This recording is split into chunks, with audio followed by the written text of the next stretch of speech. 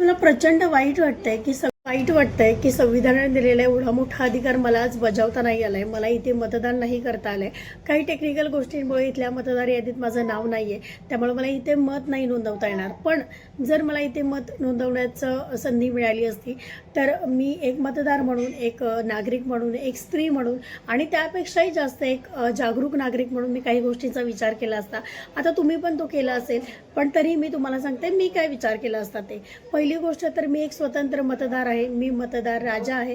मला माझं मत स्वतंत्रपणे देता यायला पाहिजे. माझ्या मतावर कोणाचाही दबाव, कुठल्याही प्रकारचं प्रभाव असता कामा नये. माझं मत हे माझं स्वतःचं मत असलं पाहिजे. ह्या भावनेने मी तिथे गेले असते. कोणत्याही प्रकारचा पक्षपात करून मला हे मत नाही द्यायचं असा विचार माझा स्वतःचा असता.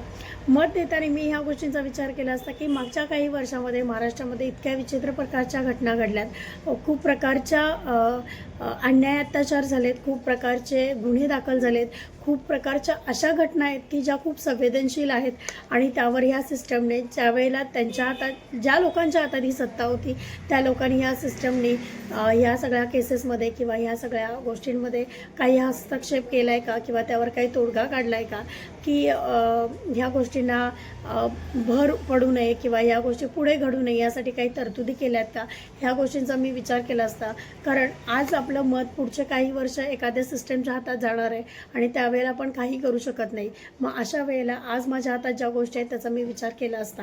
झालं असं की जेव्हा एखादा देश किंवा एखादं राज्य आपण एखाद्या पक्षाच्या हातात देतो तेव्हा त्यांनी ज्या आपल्याला एक अपेक्षा असते की त्यांनी तो पक्ष, तो राज्य किंवा तो देश आपल्या संविधानाच्या नियमाने चालवावा, ना की स्वतःची नियमावली तयार करावी. कारण आता जे सगळा प्रकार चालला आहे तो बघता ह्यांची स्वतःची एक नियमावली आहे, स्वतःची एक पद्धत आहे. त्या पद्धतीने ती लोक आपल्याला मोल्ड करतात, त्या पद्धतीनं हे सगळं चालू आहे.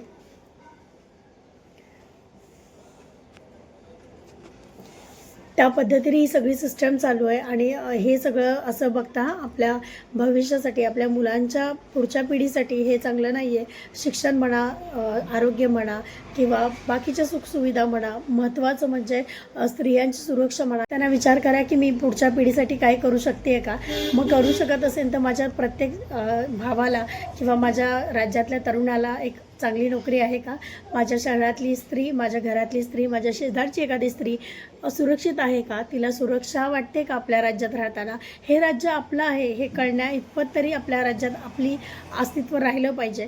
ह्या सगळ्याचा पूर्ण विचार करा. कारण बऱ्याच ठिकाणी आता बरेच मुद्दे आहेत, आता ते वादाचे होऊ शकतात, त्यामुळे आपल्याला त्यात पडायचं नाही आहे. फक्त एवढंच करा की जे मत आपलं आहे ते मत निर्भीडपणे नोंदवा. कारण होतं आहे असं की आपलं एक मत खूप गोष्टी बदलू शकतं. आता त्यामध्ये ज्या काही गोष्टी घडतात किंवा त्यामध्ये जे काही घोळ आहेत तर ती तर पुढची गोष्ट आहे, त्यात आपण फार काही नाही करू शकत. पण मला असं वाटतं की मत देताना बऱ्याचशा गोष्टींचा विचार केला जावा आणि कोणत्याही प्रभावाखाली येऊन तुम्ही मतदान करू नका. कारण काही पैसे किंवा काही प्रकारचे जे काही प्रलोभनं आहेत ती तुम्हाला आयुष्यभरासाठी पुरणारी नाही आहेत. एकदा एखादी गोष्ट आपल्या हातातून गेली की ती परत आपण मिळवू शकत नाही. त्यामुळं हाच एक दिवस असतो किंवा हाच एक हक्क तुम्हाला संविधानाने दिला आहे, ज्या दिवशी तुम्ही तुमच्या भविष्यासाठी किंवा तुमच्या पुढच्या पिढीसाठी एखादी स्टेप घेऊ शकता. तर तशा प्रकारचं ते मतदान करा आणि बघा आता पुढे काय होतंय. राज्य आपण ज्यांच्या हातात दिलं ते राज्य त्या लोकांनी वाढवतात का विकून खात आहेत ह्याचा पण जरा विचार करा. कारण नाही म्हटलं तरी आपण आपला देश, आपलं राज्य सोडून बाहेर नाही जाऊ शकत. हे आपलं आहे आणि जर आपलं आहे तर ते आपल्यापर्यंत राहिलं पाहिजे, ते लोकांनी विकून नाही घाललं पाहिजे. अशा सगळ्या छोट्या छोट्या गोष्टींचा विचार करा. आणि सगळ्यात महत्त्वाचं म्हणजे जेव्हा आपण एखाद्या पक्षाला मत देतो किंवा एखाद्या व्यक्तीकडे बघून मत देतो तर ते तसं न करता, चला माझ्या सगळं मतदार मित्रमैत्रिणींना ह्या सगळ्या विचारांसाठी शुभेच्छा. मतदान करताना डोकं शांत ठेवून आणि मत आपण कुणाला देतो याचा विचार करून मतदान करा. आणि हे मतदान असं असावं की ज्याचं आपल्याला पुढे जाऊन 4-5 वर्ष जे काही असतील ते वर्ष आपल्याला रिग्रेट नाही झाला पाहिजे. अशा प्रकारचं हे मतदान व्हावं अशी माझी इच्छा आहे. तर चला, जय भीम, जय शिवराय, जय महाराष्ट्र.